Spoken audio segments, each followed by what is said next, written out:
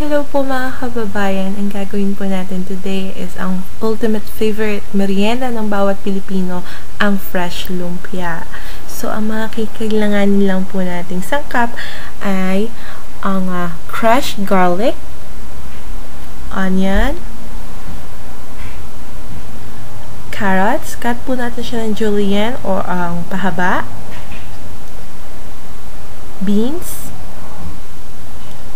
potato, cabbage,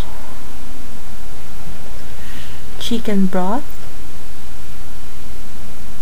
Kung wala tayong chicken broth, pwede po ng water, shredded chicken, luto na po siya, nilaga na natin kanina, Mamacita oyster sauce, kikoman, salt, pepper, and chopped celery. So, ang gagawin lang po natin ngayon, maglalagay po tayo ng mantika.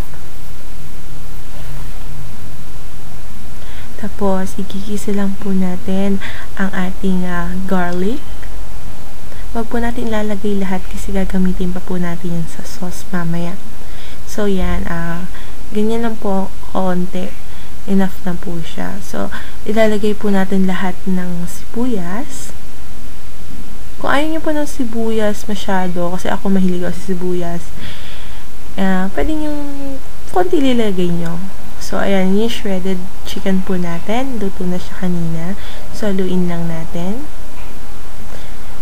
So, pinagsama ko na rin po, kung mapapansin nyo na may green part doon. So, yun po yung chopped celery. So, ito po ang ating carrots. Tapos, lalagay na rin po natin ang ating beans. Tapos, titimplahan po natin siya ng kikoman. So, 4 tablespoon po yung nilagay ko. Pero, depende po sa inyo. Kasi may mga ibang klase. Yan, Mamacita oyster sauce. Lalagyan din po natin. Like, meron po kasing mga tao na maalat yung timpla nyo. Or may matabang na timpla. So, wala po akong eksaktong measurement for oyster and kikoman kasi magkakaiba tayo ng lasa. So, titikman nyo yung ating linuluto. So, ayan. Nilagyan ko po ng pepper kung napansin nyo at saka salt na konti. Dahil lalagyan pa po natin siya ng chicken broth. Ayan. Kung walang chicken broth po, like I said kanina, pwede po tayong gumamit ng tubig. So, ayan. Haluin lang po natin siya. Tapos, ilalagay ko na rin po ang ating patatas. So, after po nito, tatakpan natin. Tapos, low heat po natin siya. Huwag po masyadong malakas yung apoy kasi baka madaling maluto yung gulay. Tapos,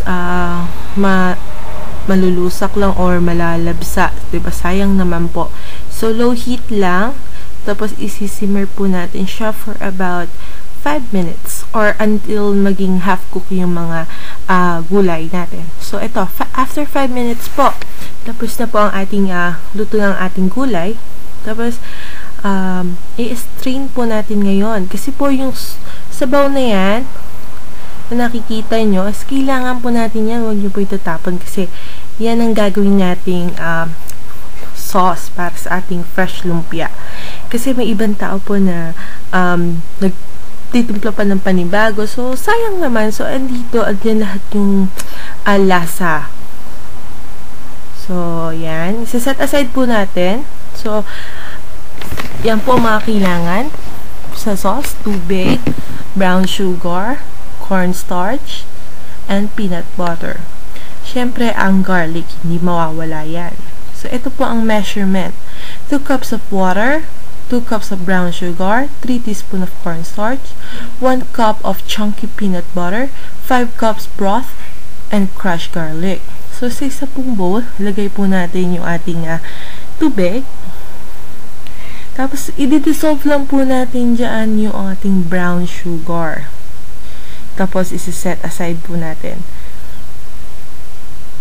Tapos, sa isang maliit na bowl naman po, doon natin ilalagay yung ating cornstarch mixture.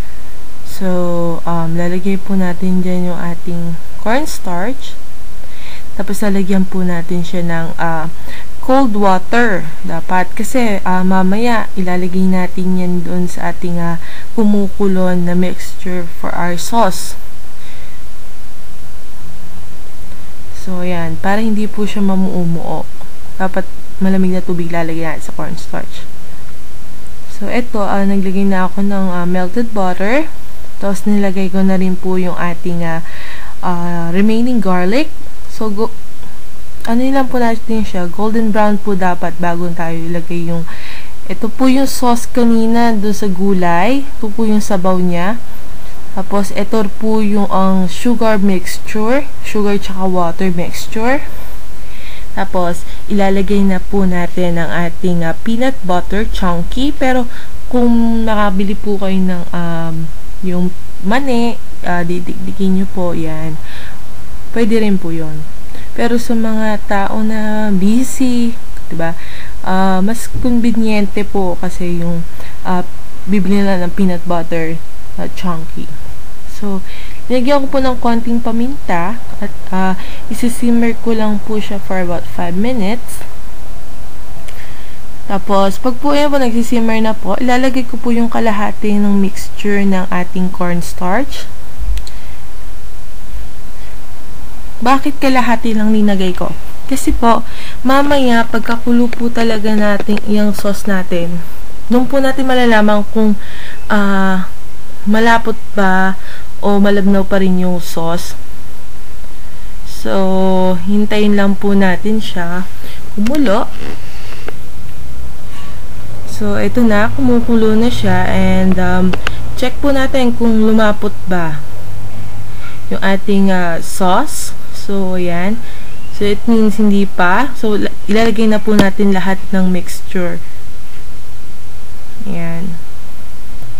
So, lagi nyo pong tatandaan kung gusto nyo pong lumapot ang isang pagkain o sabaw. Gagamit po kayo parati ng malamig na tubig para ma-dissolve yung ating cornstarch or flour. Para hindi mamuumuo siya doon sa pagkain. So, ito po yung way na pagbabalot ng lumpia. Speaking of pambalot po, gusto nyo po ng homemade lumpia wrapper, pwede nyo po mapanood yung aking another video kung paano gumawa. So, ito na po ang ating finished product. I hope you enjoy it and thank you for watching and please leave some comments. Thank you. Bye.